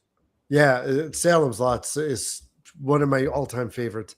And so if you picture Salem's Lot, but you got this guy who is like was sort of raised a vampire and then later converted to a human via disguise, a human disguise. That's Dr. Shroud, and he ends up having a family and having this daughter, but his past comes up to confront him, and he has to regress to his vampire form and set out to find his daughter, who's later abducted, and sort of. So that's the idea. It's got real Salem's Lot type of vibes with that Hanna-Barbera-esque type of style, and it's made for. It's not as innocuous as Scooby-Doo, but I think it definitely contains some sort of harsher vampire elements, but it can be read by, I'm going to say anyone who's like, younger, it's definitely an all ages sort of vibe. I don't put any like real blood in it. Well, I shouldn't say that. There is some blood in it, but there's no cursing and there's no like, there's no nudity or any of that nonsense. So you're keeping that all ages appeal. Yeah, exactly. And so it's something that I would have definitely read as a kid. Obviously, I watched Salem's Lot when I was like 9. Yeah, so. Terrified is still having. That's why we don't sleep tonight. That's why exactly. That's true. So it's kind of a darker world, but not so dark where you can't get immersed in it. There are lots of cool gadgets. He's very much a vampire where he could change into a bat. He could change into mist. And he's sort of has to confront this underworld by his, who's controlled by his real father, this guy, Lucas Horla. So there's a lot of quirky elements, that are in it that I think people will enjoy. So, I changed a lot of the characters from the early days, to sort of fit this new quirky vibe that it's got. So it's Bela Lugosi mysticism meets Mr. Barlow meets James Mason. Kind of mystique meets Scooby-Doo kind of mystique going on there. We like that. Yeah. Sense that you've absorbed all these influences and it's coming through in the gestalt of the world of Necropolis. A dying town built on secrets, a hidden underworld of vampires and unnatural forces thrives unchecked. Exactly. If you ever see the Abominable Dr. Phibes, did you ever see that one? He's Vincent Price. He's got that like mask, and it's like it's kind of cool. There are lots of B-movie elements in this thing. Hammer films are definitely the old horror double bill. Your parents to see if you could stay up late and watch them. Yeah. Oh yeah, and I was so into horror as a kid, like like a little kid, like first grade, second grade, like monsters and stuff like that, But just like the kid in Salem's Lot is fascinated with horror. Yeah, and it's just one of those things I just love. I'm like, but I don't like gore, and I don't like things that are so horrific. You know what I mean? The B-movie horror vibe is definitely where I'm aiming for this. B horror movie is just fine. Now, New Project Tease continues. Dr. Shroud. Dr. Shroud has a cast of characters to make a Saturday morning cartoon blush. What's your favorite, and who's going to be our favorite, Rob? Well, I'm going to say, I think they're all my favorites. But they all have great traits, and they all have some flaws. But I'm going to say Dr. Shroud's my favorite, definitely. But the favorite that everybody's going to like is Willie Tell. Willie is the most annoying character I've ever created. I love him and I hate him. And what's very funny about Willie is that it's based on a real. This is so real person here. Let's keep this discreet, Rob, because we don't want to get sued into oblivion. No. This is so demented. So when I was a little kid, I was like really into magic. Like I'm dying 10 years old, whatever it is. And my parents they thought somehow I was going to be like a circus performer, maybe, I don't know. And I knew how to I was learning how to ride a unicycle and juggle and magic and stuff. And they got me this ventriloquist doll named Willie Talk, which is out of Horseman Dolls in New Jersey. You could find this thing online, and it was, you know, you pull the little string and the mouth moves like, hey, you know.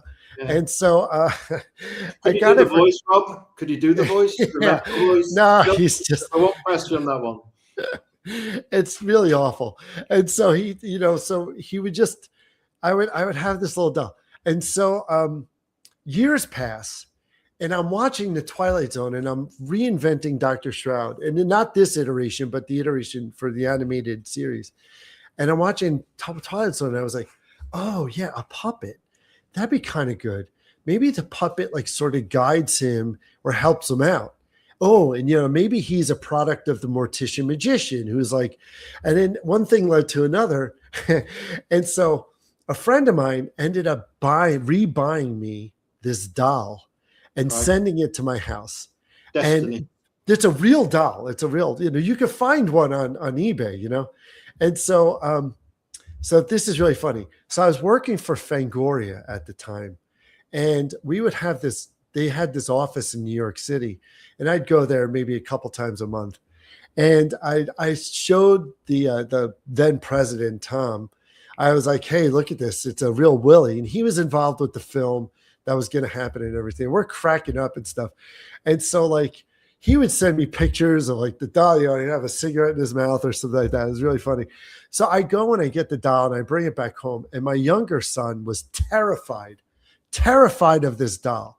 And he said, you know, I don't really like Willie. You know, maybe you could get rid of it. And I said, okay, I will. I'll get rid of him. So what I did is I just laid it on top of the garbage can because I was going to go get it. Anyway, he was a little kid and we're playing and we're running around and stuff. And he's like, you got rid of Willie, right? And I said, oh yeah, I'm going to get rid of him. I got rid of him. And so he goes, and I never thought this in a million years, that he would pick up the lid of the garbage can and find the doll. And he sees Willie and he goes, Willie, and he starts screaming. Oh my God, it was so good. So anyway, in the story, Willie, I made the most annoying possible person puppet you could ever imagine, but he's also a big help to him because he's literally the only friend that Dr. Shroud has, which is pathetic. Like the squeaky door, you'll miss it when it's gone. Yeah, exactly. Now, just a quick one for you. Anthony Hopkins, Magic, film, so great. Great movie. Yeah. And that also played into this. Yeah. What's great about Willie is that there's a whole, you know, he's a really important character too down the line. But you know, it's funny. It's like you create these characters in your head, and I'm plotting out future plot points and stuff, and there are things that you don't like that the story will that has, you know, like that are elements of the story, and there are things that you really like, you know, that will happen. And so yeah, of course, you know, the way it shakes out, it'll shake out. But the Willie being Batman, Will is Robin. What was that? Shroud is Batman, Will is Robin. Yeah, Willie's the Robin, exactly. And what's great is he's got this tie to the Mortician Magician, who also is another character that becomes super important later. But they're like, they have this relationship of like, Willie goes and sort of betrays the Mortician Magician. I don't want to spoil it too much, but this is sort of the backstory. And that's why he's with Shroud, because the Mortician Magician he's just a jerk. He's just not a nice guy. But, you know, when he sees him, he's like, you know, remember Willie? We used to, you know, it's a really great dynamic that I can't wait for people to see. So I'm super excited. Set up. You've got the character dynamics. You've got different characters with foibles, duality, weaknesses, strengths. Yeah. Yeah, absolutely. And unlike Cyko KO, each issue was a self-contained sort of episode. This whole series, this like 6-issue mini series, is ongoing. Yeah, and so it will read as one cohesive story. New Project Cheese continues. Dr. Shroud, we did actually go to your website and use the comic reader. We'll have to log in and sign up and do all that. But we were impressed with just how quick it was with the preview. Yeah. It's very light on the browser. The physical reward angle on your website is fascinating. How did that idea come about? And was it, and what are you learning as you experiment with crypto, digital, and real world value?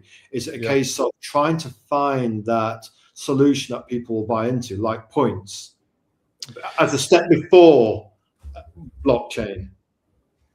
Yes. So I've always been into freebies. If you go to Comic-Con, they have the freebie table.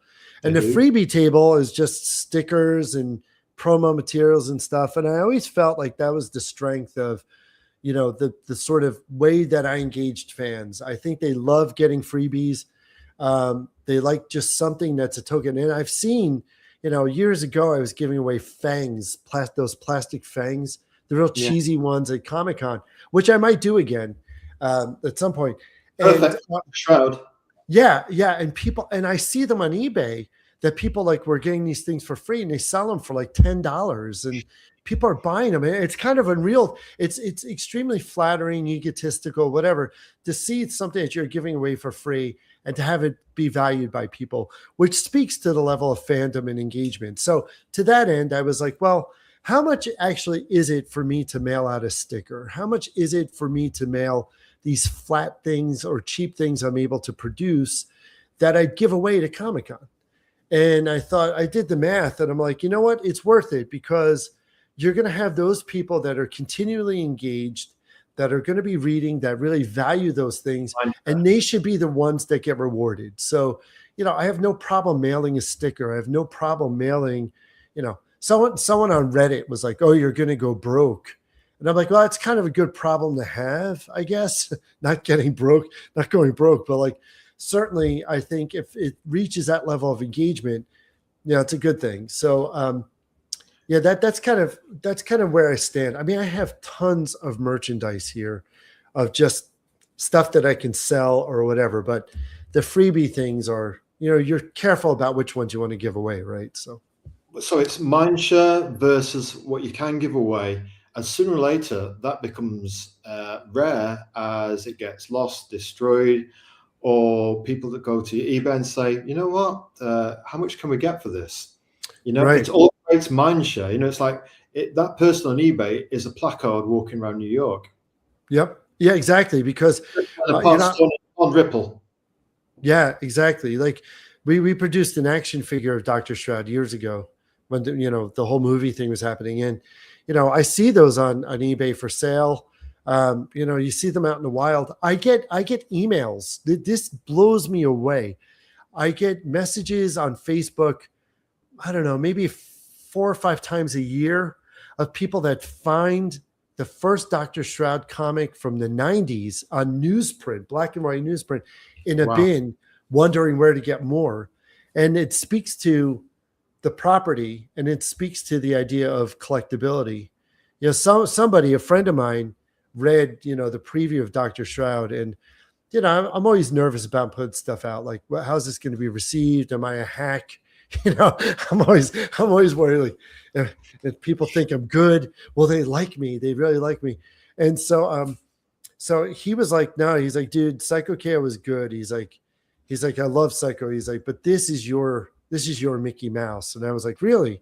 He's like, yeah. He's like, I think he got something there. So hopefully he's right. I don't know. We'll find out. Well, we would say, having one IP, Schuster and Siegel, they did well out of it, but not as well as they could have done. You sell the one golden goose, and then you don't get any more eggs. We would say you've got twin pillars of IPs there with Cyko and Dr. Shroud. They both look very strong to us. Absolutely. Thank you. We think so. They look iconic. They've got that simple essence of what made those classic cartoons. Even now, want your family to go and watch Scooby-Doo. Why?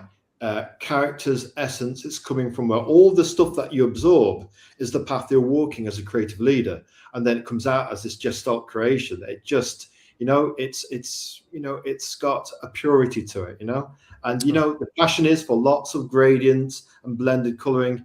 You're just hitting the cosmic bullseye with 1 hour. That's what we like about what you're doing visually. Yeah. Oh, thank you. Thanks. Means a lot. No. It is what it is. It is true. Dr. Shroud of Global Comics. So it says here at the top, current project deep dive is what we're doing, plus the Wild Frontier. We're looking at the tech of things.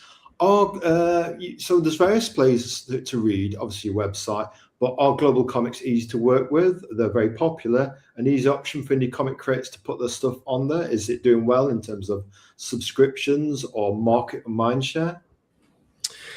Yeah, I mean, I love Global Comics. I think that it is very easy to work. It's very easy for anybody to go and upload their comic. I think that they filled a gap where, you had things like Comixology. With And Amazon? yeah, right. And then you also have Tapas, and then you have Webtoon, which Tapas and Webtoon have a different vibe than Dr. Shroud, obviously. There's a lot of anime, there's a lot of romance comics there, and the format's different, so it's more episodic. So when I was finding like what platform, should I go to all of them? I don't know. I thought Global Comics was filling the void that was sort of locking. Yeah, exactly. And so, I just uploaded, and I upload maybe a couple pages a week, which I'm finding was probably not the best approach because people aren't wanting to read a couple pages a week. They probably want to read the whole thing, right? So I think as soon as I hit page 20, which is going to be like the first comic, I'm going to combine all of these and then just do the same approach. I'm in no rush. I feel like we're in an age where we got to get the numbers. But for me, I feel like, well, it's going to get out there anyway. It's a time thing. And I think once we start hitting, the threshold where it'll go to print, then we Kickstarter it. I think it'll catch fire. But yeah, it took a while for Cyko KO also. So I'm not particularly worried. I mean, it's a labor of love. An organic approach, almost like Sisyphus. You're rolling the boulder, and then you make that snowball, and eventually it carries its own steam, collecting snow down the hill. Exactly. I feel like I'd rather people discover it and share it and go that way. And it's on Webtoon as well. That was the first one you did online, was that? So this is Cyko KO is on Webtoon, and I'm like pleasantly surprised that they still have it on there. But I also put Dr. Shroud on there in the Canvas area, but I don't think it's doing anything. And I'm not, if I'm being honest, I don't think I'm fully vested in Webtoon. I think Global Comics is the way to go, as well as my own site for visibility.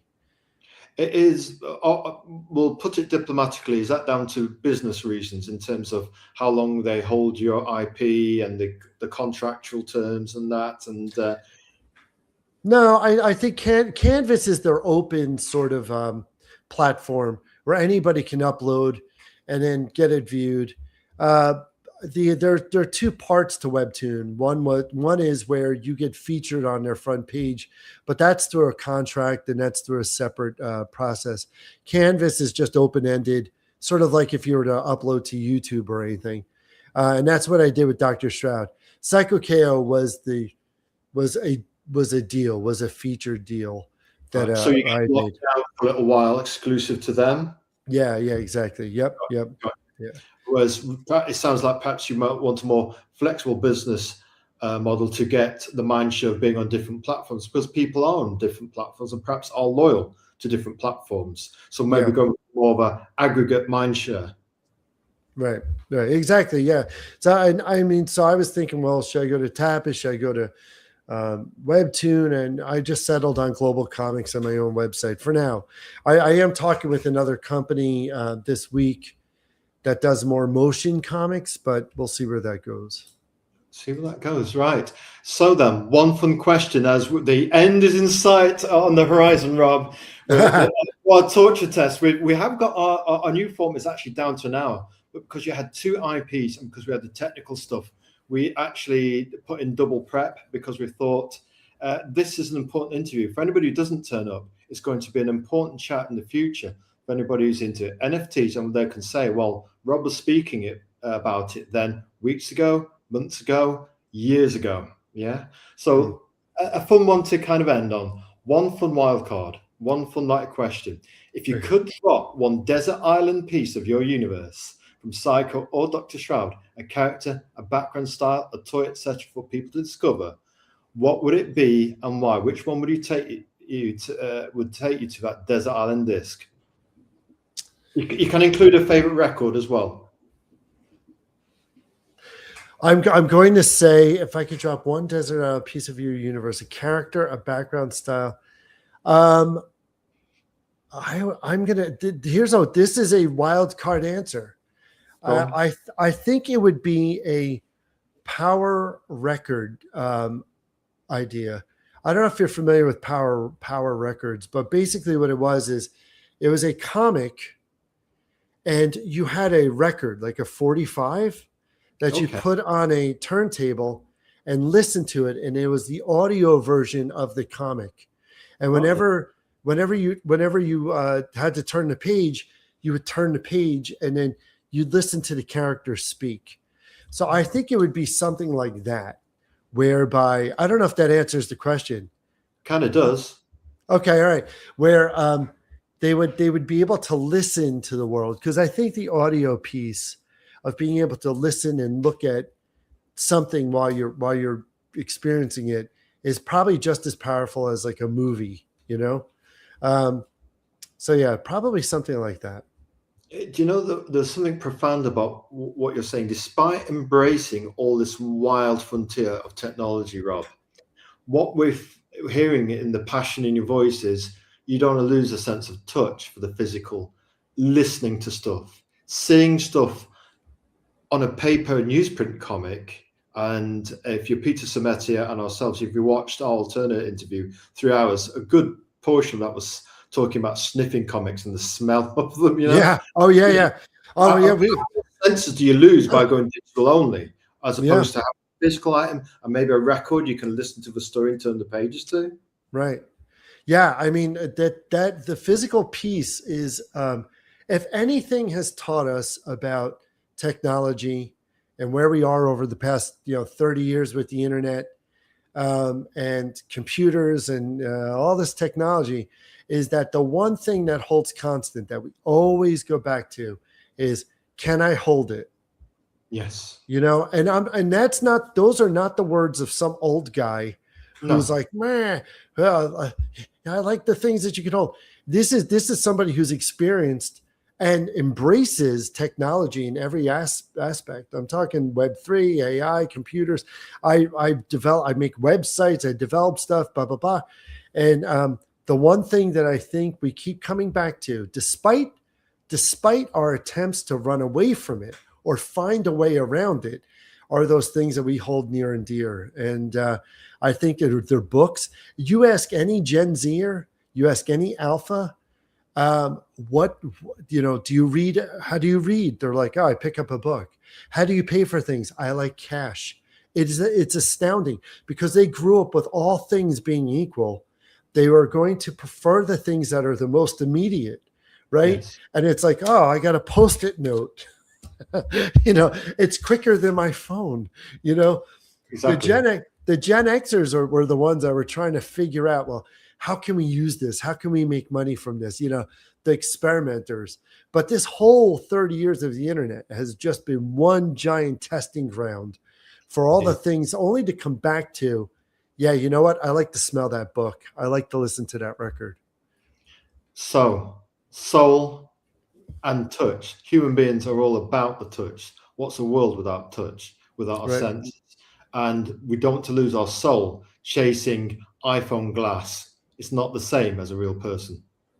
Right. I mean, look at the movie theaters. The movie theaters have a spike in viewership, and specifically with horror films, because they're seeing they're seeing these clips on maybe TikTok or Instagram, and then they're going with their friends to experience this thing in person. And that's not an older person thing. That's a younger person. We're talking high schoolers, we're talking grammar school.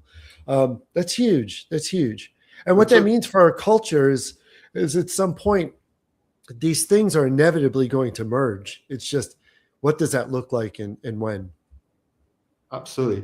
It's that sense of community. You know, you can watch a football match at home, but it's not the same as going to the world famous City Ground. And when one of your team scores, the whole ground erupts as one. It's like a live concert. It's electric. You can feel it. Yeah. Yep. Right then, here we go. Where to support Rob Feldman? So many, Rob. Give it to us. Well, obviously, you could go to my Instagram or my X or Twitter, Facebook. Those are all at It's Feldman, ITS Feldman. Like, oh, it's Feldman from across the hall. Because I couldn't get Rob Feldman for all of them. But anyway, and then, or you could go to cyko.com or go to drshroud.com, where you can actually read the comic and earn vamp points. That's huge. Those vamp points, I want them to be the most coveted thing out there. And then if you go there and you read drshroud.com and you go and read and you sign up, if you use the code drshroud50, so DRSHR, doesn't matter, all caps, whatever, Dr. Shroud 50, you could get 50 extra vamp points. So that's kind of huge. Put those in tonight or tomorrow when we read it and get those 50 vamp points.